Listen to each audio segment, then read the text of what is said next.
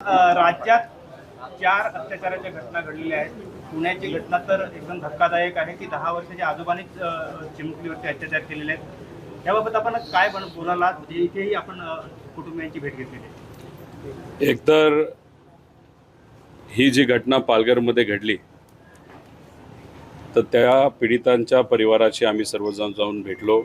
सुनीलजी भुसारा आमच्याबरोबर आहेत, आमचे सर्व महिला पदाधिकारी आहेत, सर्व इथले कार्यकर्ते पदाधिकारी आणि सामाजिक कार्यकर्ते आज इथं आलेले आहेत. खरं तर ही घटना काल आणि परवाच्या मध्यरात्री ती घडली आणि काल संध्याकाळी म्हणजे ही घडली खरं तर आपल्या डहाणू तालुक्यामध्ये. पण हे जे काही परिवार आहे, कुटुंब आहे, हे पालघर तालुक्याचं आहे. जेव्हा ही घटना घडल्यानंतर हे कुटुंब तसं घाबरलेलं होतं, पण तरीसुद्धा ती जी मुलगी आहे, लहान मुलगी आहे, तिची आई असेल आणि तिची मोठी बहीण असेल, ह्या लढवय्या आहेत. न घाबरता त्या लगेचच ज्या तालुक्यातून ते येतात त्या तालुक्यामध्ये जाऊन भोईसर इथे जाऊन पोलीस स्टेशनमध्ये पोलिसांना ते भेटल्या. ते तिथे असले तरी घटना ही डहाणूमध्ये घडली, म्हणजे कासा या पोलीस स्टेशनच्या अंतर्गत. तिथल्या पोलीस स्टेशनली या पोलीस स्टेशनला सांगितल्यानंतर इथं हे महिला नाही तर मुली येऊस तर इथं असणाऱ्या चांगल्या PIनी पाटील साहेब असतील व कासा पोलीस स्टेशनचे सर्व पदाधिकारी आणि जे पोलीसवाले आहेत लगेचच्या लगेच या अतिशय विचित्र भोंदू बाबा जो आहे, जो क्रिमिनल आहे, त्याला ताब्यात घेतलं आणि मग लगेच तपास तिथं सुरू केला. हॉस्पिटलला त्या मुलीला, लहान मुलीला आणलं. इथे असणारा जो दवाखान्यातला स्टाफ आहे ते सुद्धा कोऑपरेटिव्ह आहे. त्यांनीसुद्धा लगेचच्या लगेच जे काही स्वॅब घ्यायचे होते, ज्या टेस्ट करायच्या होत्या त्या सर्व टेस्ट केल्या. या परिवाराचं मत आहे, दुर्दैव असं की त्या जे पती आहेत, म्हणजे आई आहेत, या मुलीला, लहान मुलीला वडील नाही आहेत. लहान असतानाच ते वडील वारले, पण तरीसुद्धा हा परिवार तिथं लढतोय. त्यांचं एवढंच मत आहे की हे जो काही नराधमाने तिथं अत्याचार केलेला आहे, हा जो भोंदू बाबा आहे, त्याला मोठी मुलं आहेत.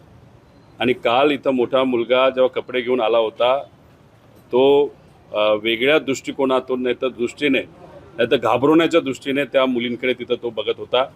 त्यामुळे पोलिसांना आम्ही विनंती केलेली आहे की कुठेही काही झालं तर कुणी धमकवलं नाही पाहिजे, या मुलींना प्रोटेक्शन त्या ठिकाणी तुम्ही द्या, आणि त्यांनी तिथं मान्य केलेलं आहे.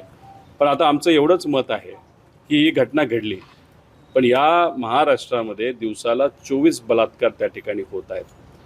आता म्हणजे तासाला 1 बलात्कार तिथं दुर्दैवाने होत आहे.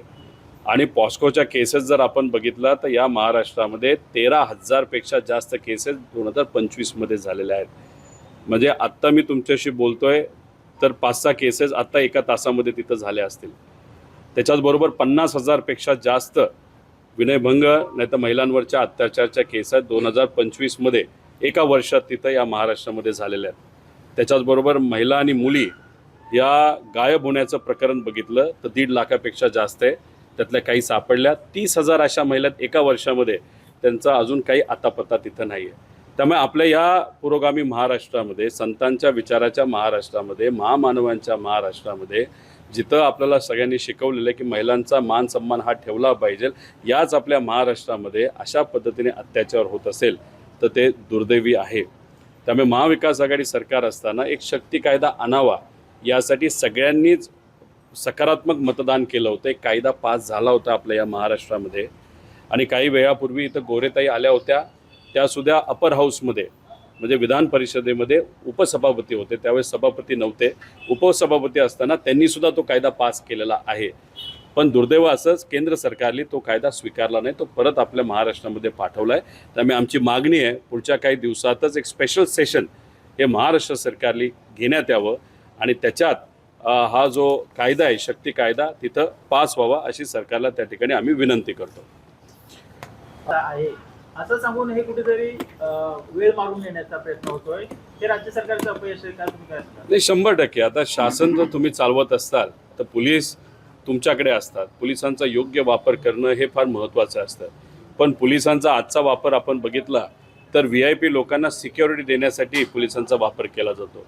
इलेक्शनमध्ये कुठंतरी विरोधकांचा आवाज दाबण्यासाठी तिथं केला जातो. आमचं मत एकच आहे की पोलिसांचा उपयोग हा सामान्य लोकांना जास्त झाला पाहिजे, VIP लोकांना नाही.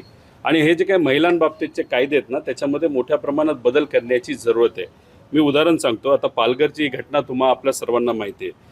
काल पुण्यामध्ये जी घटना घडली याच्याबद्दल मी वेगळं सांगत नाही. तिथं तर 3 वर्षाच्या मुलीवर अत्याचार झाला आणि दुर्दैव असं तिला तिथं मारण्यात सुद्धा, आणि ते सुद्धा विचित्र पद्धतीने मारण्यात आलं. त्यानंतर 2026 मेमध्येच चाकणमध्ये एक घटना घडली.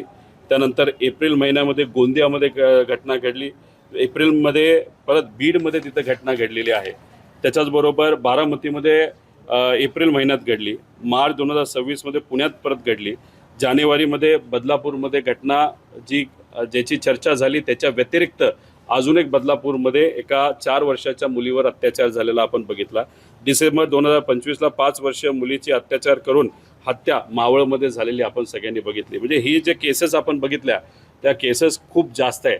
आणि याच्यात किती या केसेस फास्ट ट्रॅकवर टाकण्यात आलेल्या आहेत. तर याच्यावरची एकच केस आणि कालची लोकांनी मागणी केली म्हणून फास्ट ट्रॅकवर टाकली आहे. आणि याच्यात चार्जशीट बऱ्याच ठिकाणी 90 दिवस झाले तरी चार्जशीट झाली नाही. आम्ही जेव्हा काल परवा पुण्यात जी घटना घडली पोलिसांशी बोललो, 15 दिवसामध्ये आम्ही चार्जशीट करतो असं त्यांनी सांगितलं. मग 15 दिवसाचं चार्जशीट होत असेल तर इथं 2-2 महिने 3-3 महिने का लागतात?